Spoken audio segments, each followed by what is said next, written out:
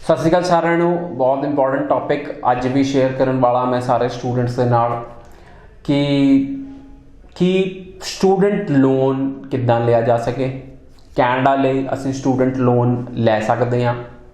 Student loan दियां की फॉर्मैलिटीज़ हुंदियां और स्टूडेंट्स लोन लई आपां नूं किहड़े-किहड़े डॉक्यूमेंट्स चाहिए हैं।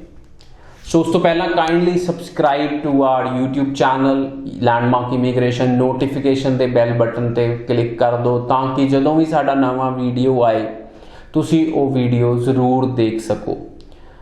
क्योंकि मैनू मेरी कोशिश यही होती है कि मैं अपने दर्शकों नू, अपने स्टूडेंट्स नू, क्लाइंट्स नू एंड जोड़े भी साडा वीडियोज़ देखना पसंद करते हैं उन्हां सारियां नू ही एक पॉजिटिविटी वाल लैके जा सकां। Because I feel we are waiting from 8 months for, it's been 8 months approximately, March, April, May, June, July, August, September, October, now it's November. So it is 8 months, 8th month चल रहा है but 8 महीने हो गए हैं सानू ये सारे टफ टाइम के थ्रू चलदे होया एंड सानू जो चेंजेस आ रहे हैं असी एक्सैप्ट कर रहे हैं। We are because we want to go to Canada, we want to go and study abroad in other countries also, but सानू डेली बेसिस ते करैक्ट इन्फॉर्मेशन की लोड़ होंगी है और मेरी कोशिश होंगी है कि डेली तुहानू मैं रिलेटिव इन्फॉर्मेशन शेयर करा। बट अज का टॉपिक मैनू स्टूडेंट्स ने रिक्वेस्ट किया कि सर कैनेडा स्टडी लोन किवें लिया जा सकता है और स्टडी लोन लैन लई सानू की डॉक्यूमेंट्स चाहिए होणगे। सो जे तुसी मेरे पुराने वीडियोज़ देखते हो मैं तुहाडे नाल उदों भी डिस्कस किया कि 5 इंपॉर्टेंट पॉइंट्स स्टूडेंट्स नूं बहुत ज़्यादा लोड़ है जे तुसी बाहर पढ़न जाना चाहते हो। उस तो विच मेरा सब तो वड्डा important point see that was budgeting, कि बजट जिहड़ा असी फीस देनी है सालाना जिहड़ी 7 तो 8 लाख फीस है, घट्टो घट्ट 5 लाख तो शुरू हो जाती है बट एवरेज मैं देखा सारे ही स्टूडेंट 7 तो 8 लाख वाले कॉलेज नूं पसंद करते हैं। मतलब 2 साल की असी फीस जिहड़ी 16 लाख रुपया फीस देनी है वो किद्दां देनी है। या तो your funds are ready with your parents, there is no problem कि तुसी पैसे अपने पेरेंट्स कोलों लैणे हैं और उन्होंने दे देने हैं, उन्होंने तुहाडे वास्ते सेविंग्स कीतियां हुई हैं and they will pay. But I have seen most of the north Indians कि जो सिर ते पैंदी आप उदों ही कोशिश करते हैं पैसे इकट्ठे करन दी। Normally this is our habit, we north Indians live our life, असी जिंदगी जींदे हैं एंड जो सानू कोई प्रॉब्लम आती है या सानू पैसे की लोड़ होंदी है असी उदों ही इकट्ठे करते हैं, उहदे बारे सोचते हैं। So students if your parents have that money and you can easily pay from your pocket that's not a problem. But जे तुसी कैनेडा पढ़ाई करन जान लई स्टडी लोन बारे सोच रहे हो तो कुछ गल्लां दा तुहानू ख्याल रख लेना चाहिए। सो 2 तरह के स्टडी लोन्स होंदे हैं। वन इज़ कोलैटरल बेस्ड, जिन्होंने आप सिक्योरिटी रख के कहने हैं कि आप कुछ ना कुछ रखिया बैंक कोले और उहदे बेस ते आपां लोन ले लिया। एंड दूसरा होंदा नॉन कोलैटरल, मतलब कि विदाउट कोलैटरल या कोई भी सिक्योरिटी दिते बिना लोन लेना। सो 2 तरह के लोन होंदे हैं। एक तो आप अपने कोई जमीन के कागज रखांगे या कोई सिक्योरिटी बैंक नूं देवांगे, then we take an education loan from the bank. And other होंदा कि असी अपने पेरेंट्स दे इनकम प्रूफ ला के लोन लवांगे। सो पहला डिस्कस करते हैं कोलैटरल बेस। कोलैटरल मतलब सिक्योरिटी बेस्ड लोन। सपोज तुहाडे घर की वैल्यू 30 लाख है, 40 लाख है, 50 लाख है, 1 करोड़ है, वट एवर, एंड और तुहाडे पेरेंट्स को कोई प्लॉट पिया है या तुहाडे पेरेंट को कोई प्रॉपर्टी पई है जिहड़ी तुसीं मॉर्टगेज करदे हो, मतलब कि बैंक नाल मॉर्टगेज कर दिंदे हो, तुहाडे प्रॉपर्टी के पेपर बैंक रख लैंदा है एंड तुसीं उहदे अगेंस्ट लोन लैंदे हो। सो जे तुसीं किसी प्रॉपर्टी के अगेंस्ट लोन लैंदे हो दैट इज़ समथिंग ईजी, बहुत थोड़ा ईजी रहेगा। तुसीं कॉलेज भी जाके कॉलेज लिए भी लोन लै सकते हो, यूनिवर्सिटी लिए भी लोन लै सकते हो। Most of the college bank कहते हैं कि सानू यूनिवर्सिटी वास्ते लोन देना सौखा लगता है, कॉलेज वास्ते थोड़ियां फॉर्मैलिटीज़ वध जांदियां।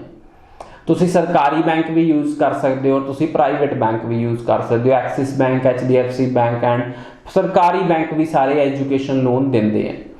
एंड जो तुसीं प्रॉपर्टी मॉर्टगेज करते हो, एग्जाम्पल लैंदे, सपोज तुहाडे प्लॉट की वैल्यू इज़ 40 लैक्स और तुसीं कई बारी कुछ बैंक अप टू 50% का लोन देंदे हैं, मतलब 40 लाख प्लॉट की वैल्यू है तो तुहानूं 20 लाख का लोन मिलिया।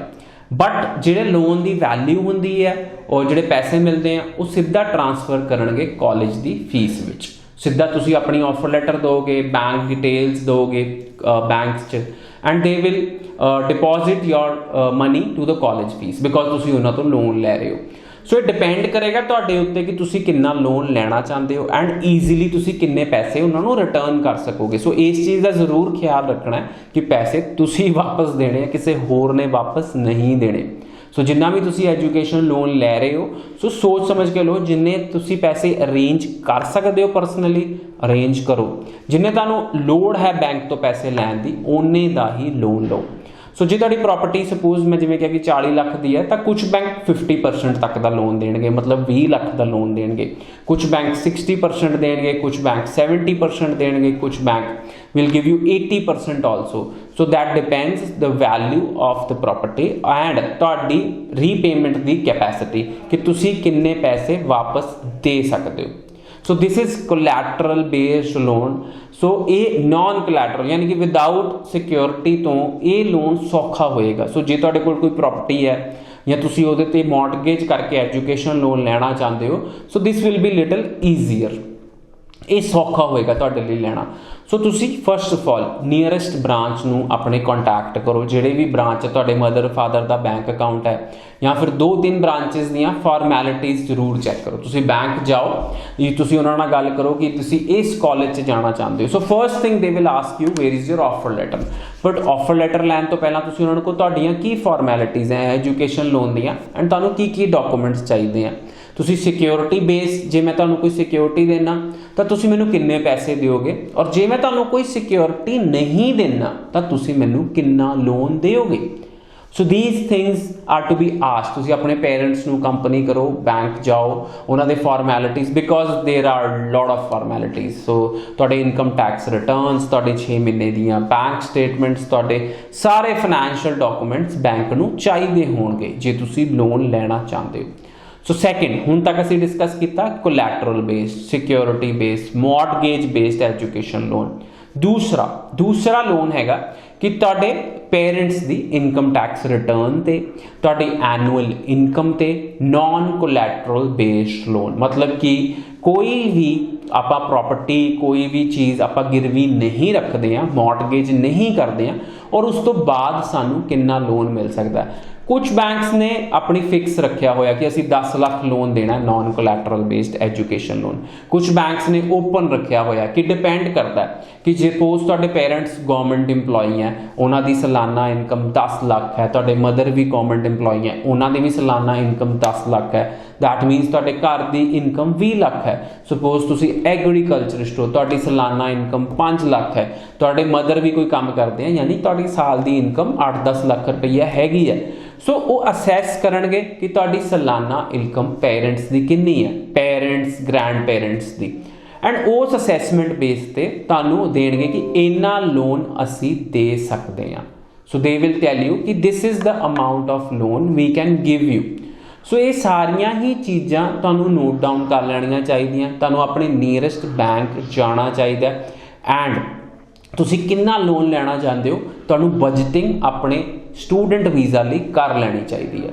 ਸੋ ਸਟੂਡੈਂਟ ਜਦੋਂ ਅਸੀਂ ਨॉन ਕੋਲੈਟਰਲ ਬੇਸਡ ਲੋਨ ਲੈਂਦੇ ਹਾਂ, ਸਪੋਜ਼ ਤੁਹਾਡੇ 2 ਸਾਲ ਦੀ ਫੀਸ 20 ਲੱਖ ਰੁਪਈਆ, 16 ਲੱਖ ਰੁਪਈਆ, 17 ਲੱਖ ਰੁਪਈਆ, ਪਰ ਤੁਸੀਂ ਉਹਨਾਂ ਤੋਂ 10 ਲੱਖ ਰੁਪਏ ਦਾ ਨॉन ਕੋਲੈਟਰਲ ਬੇਸਡ ਲੋਨ ਲਿਆ ਐਂਡ 6 ਲੱਖ ਤੁਸੀਂ ਆਪਣੇ ਕੋਲੋਂ ਦੇਣਾ ਚਾਹੁੰਦੇ ਹੋ। ਸੋ ਤੁਹਾਨੂੰ 6 ਲੱਖ ਡਿਪੋਜ਼ਿਟ ਕਰਨਾ ਪਏਗਾ ਬੈਂਕ ਵਿੱਚ and they will give you 10 lakhs and they will deposit your yearly fees to the college.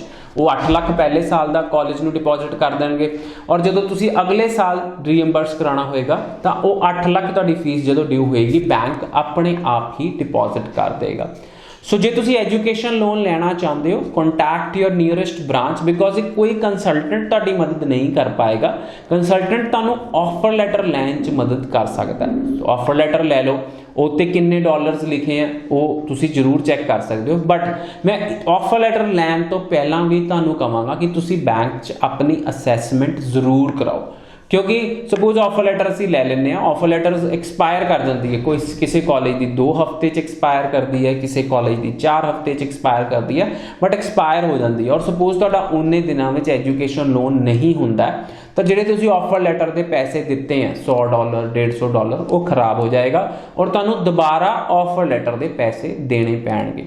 So student ਜੇ ਤੁਸੀਂ ਹੋਰ ਇਨਫੋਰਮੇਸ਼ਨ ਚਾਹੁੰਦੇ ਹੋ ਐਜੂਕੇਸ਼ਨ ਲੋਨ ਬਾਰੇ ਤਾਂ ਤੁਸੀਂ ਸਾਡੀ ਟੀਮ ਨੂੰ ਵੀ ਕੰਟੈਕਟ ਕਰ ਸਕਦੇ ਹੋ, but it's right way will be to contact your nearest branch and get their formalities done.